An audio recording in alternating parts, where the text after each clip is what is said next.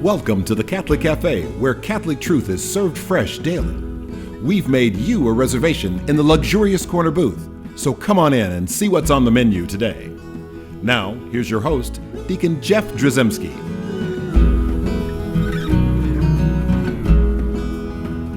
Greetings and welcome to the Catholic Cafe. I'm Deacon Jeff, sitting in the luxurious corner booth of the Catholic Cafe. And, this is I want to say bittersweet day. Car's fixed. Oh, so is that what you're getting to? No, because yes, Ziggy is here. Hi, Ziggy. Hello. Halo, and he's wearing his halo. I looked at yours and Yes. I saw it was on my mind. Mine's a little tilted, but anyway. And then we have Venerable Tom Dorian. He is here. It's bittersweet, Tom. It is. It is bittersweet because this is like summer's gone. Summer is officially gone, and. Yeah. This is the end. This is the end of our summer of holy matrimony. Yes, it's not the end of the program. We will be on next week, so don't fret there. But it's like we're graduating. We have done 16 programs on marriage. Did we ever think that'd be possible? I didn't think it was going to be 16. Actually, I didn't know the exact number. 6 in my head. What did you have? Yeah, definitely closer to that. Yeah. But we went through all these aspects of marriage. So congratulations to all the folks that listened. Yeah, exactly. Well, and then also, I think it's gonna live in infamy, as they say. There you go. And so you can always go to thecatholiccafe.com and go to the listen portion of the website, and you'll be able to see all 16 of those. And we have folks that have talked about. Using this as kind of a couples ministry, couples study, where you listen to a show and you talk about it and then have dinner kind of thing. So, do you help people walk through this? By the way, I know you do in the diocese, but do you do it with other entities or dioceses or not yet? But you know what? Here's the thing. Please feel free to reach out to me, Deacon Jeff at thecatholiccafe.com, and I would love to talk to you, your parish, your diocese, wherever you are. And talk about this, because I think this is going to change the world. Now, I'm not saying that this is my doing. This is the teaching of the church. But in terms of like seeing all of this material sort of in one place, presented in one way, to be one in flesh, and helping couples to see that. Not only couples that are being prepared for marriage, but also couples that have been married. And starting to think like, well, maybe my marriage prep wasn't so great, and kind of wish we'd known some more stuff, and we've learned some, but we'd like to sort of revitalize our marriage, renew things in our marriage. And so this would be a way to do it. So just reach out to me, Deacon Jeff at thecatholiccafe.com, and hopefully other people will want to do this. I have a couple of individual couples that I'm journeying with right now. And of course it's happening in our diocese, in the Diocese of Memphis. We're utilizing this material. We have a marriage preparation workshop that we put on, and also we're going to start a retreat for engaged couples based on this material. So lots of cool things happening in the Diocese of Memphis, and hopefully a lot of people will recognize the importance of marriage, or re-recognize, I guess. Marriage is always, anthropologically, historically, has always been really important to the human race. Fun fact, Deacon Jeff also randomly interrupts couples when they're having arguments at restaurants and airports. He has the packet in hand. Yes, exactly. And that's helpful. I'll say, do you know the 9 characteristics of authentic communication? Obviously you don't. Are you going to eat this breadstick? So it's an interesting experience. So we're wrapping up. This is our 16th program during the summer of holy matrimony, and the first week of fall, and we're going to start talking really. So it's like what's next? That's where we are, and I like to think this particular program will be like keep the fires burning. So this one applies not only to couples engaged, but also married couples. How do we keep the fires burning? And some things that some people don't always think about, and think like, well, we're done that, we graduated, we're married, so it's like there are things that we can do, and so I want to kind of walk through some of those things that, and there's lots more. This is not an exhaustive list, but the list is exhausting. Anyway, so first and foremost, I know that from a Catholic theological perspective, that people know that grace is important. I mean, people understand that is the economy, the sacramental economy in the church, and just that this is how God shares His divine life with us, and that is grace. It's a free gift from God, and it's important for us to understand that marriage, being a sacrament, the sacrament of holy matrimony, is an opportunity specifically for that couple in grace, and also grace sustains their relationship and strengthens their relationship. So understanding that relationship with God and how our marriages are fed and sustained and blessed by God's grace, then we need to avail ourselves of grace. And that's one of the great things about the Catholic Church, is that basically it's in existence, well, because Jesus founded it, but essentially Jesus, I think, founded it so that we would have these opportunities for grace, right? So that they could essentially dole out the sacraments. It's like God's got this fountain of grace that just pours out of Him constantly, 24/7 for all eternity, because that's who God is by definition. And so we need to avail ourselves of this grace, especially in the context of the sacraments. So frequent confession, frequent Holy Communion, opportunities where prayerful opportunities together as a couple, opportunities helping the community, opportunities being involved in evangelizing. These are all moments of grace in our lives, and the more we participate, especially in the sacraments, really, anointing of the sick, certainly sacrament of holy matrimony, supporting those who are in a vocation to the clerical life. And so understanding that all of these sacraments, they operate in this grace economy, and they are going to strengthen your marriage and make your marriage better. And honestly, without that grace, not only would your marriage not survive, but the entire world wouldn't survive. So, I mean, dip your toe in the water, dip your foot in the water, actually jump into the water, the waters of grace, because that's the number one thing, how to keep your marriage vibrant, how to keep your marriage ever new. I love that image of the church, ever ancient, ever new. St. Augustine and some of the other saints talked about this, but also your marriage is ever ancient, ever new, because it's rooted, the very first couple on the earth, Adam and Eve.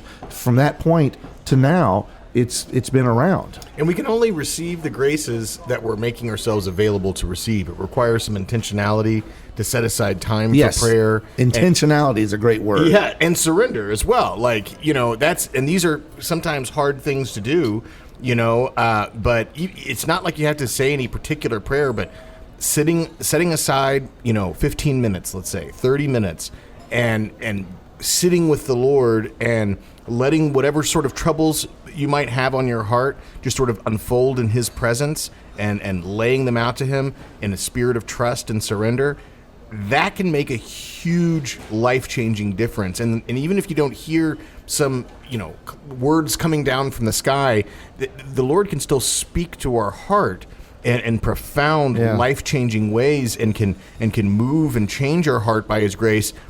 But He can only do that if we make ourselves available to Him. And a lot of times we're just go, and we're not really taking the time for prayer. Intentionality is important, and that's one of the things that's on the list of how to keep your marriage vibrant and to keep it going, is setting aside a regular, or just to be on a regular prayer schedule. You said intentionality and setting aside time in the day. Bess and I like to listen to Harry Belafonte's Greatest Hits album. That's our go-to. And, he says that song that in Latin is Deo, Deo. And that's a very beautiful, moving thing. That sounds very similar to the Latin for God. Does it? Deus. I thought it was. But anyway, daylight come in the night. Well, anyway, I'm not going to say I'm not going to say that. But I will say, Bess has just rolled her eyes listening to this program. I love you, Bess, and I'm kidding. We don't listen to Harry Belafonte's Greatest Hits. I thought that was how you kept the big tarantula at bay. It's a try to attack your marriage. It's a banana spider. Anyway, you totally had me on that. By the way, actually, you did.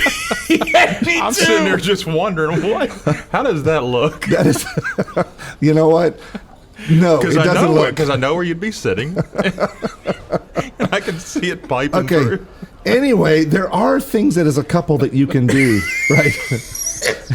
Harry Belafonte's not one of them, but there are things. I mean, there's simple things that, like, a lot of people they're not great at prayer. A lot of people, and I have to admit, Bess and I don't sit and have this sort of free-form, spirit-filled prayer session. And some people do. We don't do that.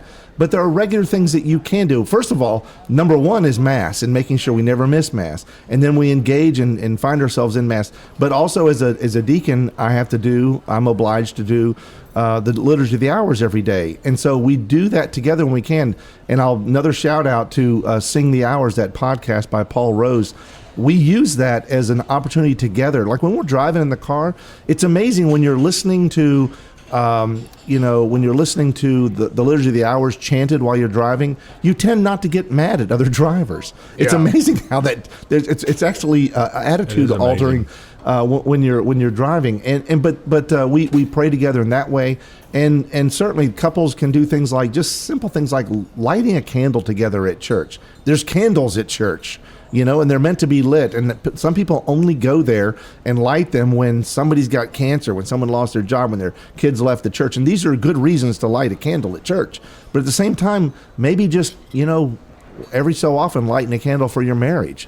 That as long as that light is burning, God is helping you in your marriage at that moment and at that time, and just kind of renewing yourself in prayer together. There's just lots of things. Getting involved in community service work and working for others to help them better their lives is an act of mercy and a corporal work of mercy. And these are things that we can do, a regular routine, constantly reminding yourself we need this grace and we need prayer. And one other thing I'd throw out is, prayer, pay attention to while you're praying, whether it's just silent prayer, whether it's listening to the Liturgy of the Hours and praying along, if some image comes into your heart or some word or phrase comes into your heart, pay attention to that. You're not necessarily going to receive a download from God that's a full essay on how to change your life, but if you're praying and all of a sudden you're in meditation and the word courage comes to you and you don't necessarily know why, for example, sit with that, and sit with that throughout the day. Write it down. That in itself can be a form of journaling. Just writing the word courage because it came to you, and just making a point to just sort of unpack that and see ways in which you might need to grow in courage that day. So it doesn't have to be some sort of a highly complex mystical experience. It's just making ourselves available to be attentive to what God is saying in our lives, and sometimes He comes to us with that still small voice, like He did with Elijah. Yes, so. Exactly right. So I keep in my journal, I keep writing, daylight come and we want to go home. Anyway, so now this next one that I want to talk about is interesting because a lot of people, we don't think about this a lot, but we have friends when we come to our marriage. And then we'll have those friends, and sometimes we'll hold on to those friends without necessarily evaluating the healthiness of some of those relationships. And then also, once we're married, a lot of people don't realize how important it is to have healthy friendships and relationships, and that maybe we need to reevaluate. Like, think about all the times that, like, as a guy, Tom, when we would get in trouble in college, there were certain friends we were with a lot. And I'm not saying it's their fault. No. We willingly went along and did things, but at the same time, it's like maybe those aren't our best friends. You think they're saying that about us? Maybe, very much so. But maybe it's circumstance and happenstance. I'm hanging out with your it's a problem. But the point is, there are opportunities for married couples to hang out with other married couples that are like them, and maybe finding those friends at functions at church for couples, or where you just gravitate towards people like they look like us. They look like us. They got a couple of kids. They got whatever. They're about the same age. Just go say hi. Let's just say hi while we're having donuts after Mass. And it's amazing how many people can find really good friends that end up being lifelong friends just by introducing themselves at church. And healthy friendships are good because they're good sounding boards. You don't want to be totally isolated all the time, right? You want to have people outside your one flesh. You want to be able to not only you want to receive the graces, but at the same time to be able to share the joy that you have with others. That's part of evangelization. And God works beautifully in community. He works beautifully and wonderfully in marriage by having friends, and having healthy relationships. Healthy friendships are a good thing. And there's a challenge there too. There are times where, you need to end friendships, or way less frequently. Maybe I'll see you at the reunion, or that's about all, where you start to realize this is not a healthy relationship. Another thing is, if you find yourself saying, I don't really know where to start. I don't really know any married couples, especially like maybe you've moved to a new city. You really haven't gotten to know anybody. You're in prison. One of the things that you can do is you can go to your priest and tell him that, you know, and he might have suggestions. And in fact, you can make yourself available and say, hey, I think it'd be really cool if we had something like a couples night, just like an outing to a bowling alley or a restaurant or whatever, just to get to know each other and help build friendships. He might put you to work a little bit, to try to get that set up. But the point is, then there's something in the bulletin. There's an open invitation. You never know how God uses it. Maybe it's going to be a big response, or maybe it's going to be just a couple of couples that come out. But those could end up becoming very close friendships. And so, involving the priest, in that process can be a very fruitful thing to do. Yeah, and don't be stopped or stymied by, I don't know anybody. Yeah. Well, it's like what my mom used to, introduce yourself. Then you'll suddenly know somebody. And sometimes those, you said it right, they could be very healthy and good friendships. You just have to kind of stir the pot a little bit, see what happens. And the cream will rise to the top, and that's exactly how those things can kind of work. And so it's, and also prayer, and you might hear that in prayer. Yeah. Relationships, friendships, or whatever. And Cursillo, if you have Cursillo in your diocese and you and your spouse haven't yet gone through Cursillo, and you find yourself when you don't have church friends, your life will change forever if you go ahead and you're going to go through find some Cursillo. church friends. Yeah. You're going to find some church friends. So another one is, this was funny. I was doing a presentation with at our chancery. We had all these folks there, and I was talking. I just happened to mention marriage and talking about date nights, and one of the priests asked me, he says, why would you want to date? Well, I don't understand. Why would you want a date night when you're married? And I'd kind of, I get why he was saying that, because as a priest, maybe it just doesn't frequently, that doesn't come to mind, that way of thinking. But the important thing is what I tried to explain in a short time, but was without, I didn't want to embarrass anybody either. But it's marriage is always something where you're supposed to be in love, right? And when you're in love, you want to spend time with the person that you're in love with. And you need to sort of always kind of keep the fires burning, right? Kind of keep the romance alive, kind of keep the things doing and going. So go on a date night, especially if you have kids. There are times where it's like mom and dad are going to do this and no one else. What? We want to go to Pizza Hut, whatever. And it's like, no, it's just going to be mom and dad. We're going to go and have a special time. Sometimes spending a weekend at a really nice hotel or whatever. Just take the opportunity to say, hey, let's romance this thing a little bit, right? And like I say, keep the fires burning. Date nights are an important thing. I know some that have regular Friday night date nights. I know some folks that just periodically have this kind of surprise thing, like, well, he surprised me with this trip or whatever. We just did it, and it was beautiful. It was wonderful.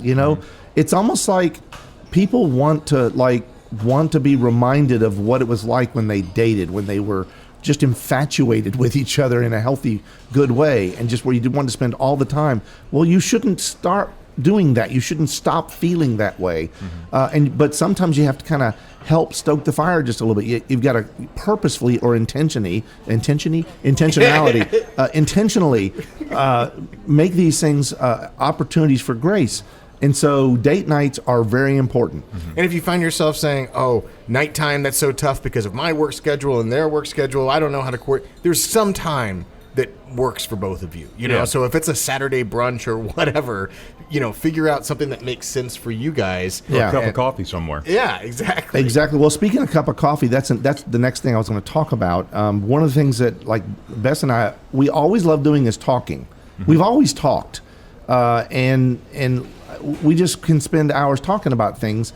And we just make a point of it. Every once in a while, we've done stuff like we've met like at one of the coffee shops, or we just said, hey, let's just go sit have a cup of coffee. I'm not a huge coffee drinker, but I do like a cafe latte, and I will we'll go and do something, and we'll sit somewhere, and we like each other's company. We spend time with each other, and we don't just stare at the wall. We talk, right? And not about like important world issues all the time. Now, those come up a lot. But the reality is we just like to talk. And so you should be still, no matter how long you're married, you should check your marriage and see, are you still having like a conversation among friends, among good friends? And you want to continue to do that. So those are things that shouldn't stop when you get married. You don't stop dating when you get married. You don't stop having a conversation with your best friend, right? And your spouse should be your best friend. Literally, and that's who you should want to be able to. If I'm gonna be on a deserted island, I want it to be my wife, right? And I hope she wants the same thing. I think she's nodding her head right now. I'm sure in radio land. But the point is, that's what we strive for, which means make opportunities, like force opportunities for sitting down, having a relaxed conversation that isn't driven specifically. Surprise her, show up, or surprise him, show up wherever they are and say, hey, I brought a cup of coffee. I know you're getting ready to do this or that, but why don't you stop and let's just chat? How's it going? What's going on today? Well, and also, if you're not much of a talker, but like maybe your spouse is, like don't let that throw you off. I mean, that can still be quality time to just be intentional about setting aside time. And if they're going to do most of the talking, and if that's how things go, you're still making a gift of yourself as long as you're present and listening and doing the best to be attentive and responsive. And if neither one of you are talkers, making time to be in each other's presence, even if most of the time together is silence, that can also still be quality time. That can still be communication that happens even if you're not filling that time with words. I will say this. There can be a tendency we can fall into the trap of having our cell phones, and the screen time and whatnot, and the sort of the addictive algorithmic, monetization of your life, where it's like everything is just, or monopolization, I should say, of your life, and so that's probably not a good time. Yeah, this is not for shared screen time, not for parallel play. But hey, but watching the Hallmark Channel together, especially at Christmas time, Tom, you need to make some time for that. Y'all do that?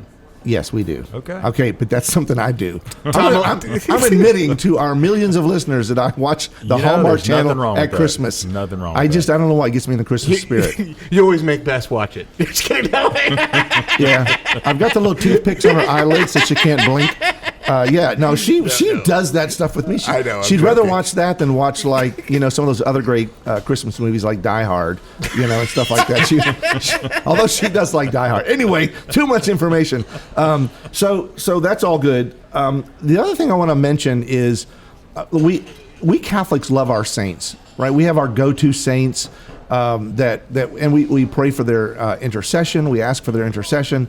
We try to model our lives after their lives. We find saints who have gone through the same thing that we've gone, through, or whatever, cancer. We gravitate towards like Saint Peregrine. There's just all these different saints that have these causes and are identified with certain things in our life. Well, there's also married saints, and a lot of people don't stop and think, you know what? There's some married saints, and so just to be aware that there are saints that the church recognizes. There are actually several married saints. Pope St. John Paul II actually put some saints before us that because he thought it was important to like bolster marriage and have people to realize the importance of family life. Exactly, he canonized, and we have several different saints that came there, but at that time. But then also there are saints that have been saints since the beginning of time. The Holy Family, Mary and Joseph, right? Obviously married saints, right? And so we know their story. But Joachim and Anne, the parents of the Blessed Mother, and Saints Zachary and Elizabeth, the parents of John the Baptist. So there's saints that we can then ask for their intercession. Maybe when we're having marital difficulties or challenges, or maybe when it's like, hey, just kind of keep an eye on us. Things are going pretty good, but Help us to stay, as saintly, obviously, as you did your entire your life, and help us to, be filled with the same grace, and like I think the end goal in recognizing that they're Catholic married saints is that one day our hope and desire is that we would be Catholic married saints, not necessarily canonized, but everyone in heaven is a saint. And our goal should be to be in heaven. And as husband and wife, it's our job to get each other to heaven, right? And my wife would look at me and go like, Jeff, you're not going to make it unless I'm here, and I would agree with her, and I would say the same for her. And I think we do well for each other in helping each other get to heaven. And so that's our job, right? And so our goal should be to be Catholic married saints. And that's something we should look forward to and recognize and remember. We don't want to just like cast off so many of our Catholic teachings because we don't feel like we feel like they're antiquated or they're just not applicable to us. And there's some people start going, we don't really keep that devotion. We don't really do that. We're not really good rosary prayers, or we're not whatever. But the thing is, our Catholic faith is robust. It's full of all of these opportunities for grace, and availing ourselves of that, which kind of takes us back to the beginning of this, availing ourselves of the graces that God has in store for us are really the most powerful and beautiful and wonderful things that are going to help sustain our marriage and make our marriage something that is successful, right? And when I say successful, I don't just mean long, but long and fruitful, joy-filled. So these 16 episodes, I hope, bless you. It's like the end of an era. We love doing this, and I hope and pray that all of us will have beautiful, happy, blessed marriages going forward. Hail Mary, full of grace, the Lord is with thee. Blessed art thou among women, and blessed is the fruit of thy womb, Jesus. Holy Mary, Mother of God, pray for us sinners, now and at the hour of our death. Amen. Thanks for listening to the Catholic Cafe. If you'd like to contact Deacon Jeff, send him an email at deaconjeff@thecatholiccafe.com. Visit us on the web at thecatholiccafe.com. You can also find us on iTunes or follow us on Facebook and Twitter. The Catholic Cafe is brought to you by the Order of Malta Federal Association. Join us again at the Catholic Cafe, serving up salvation one cup of coffee at a time.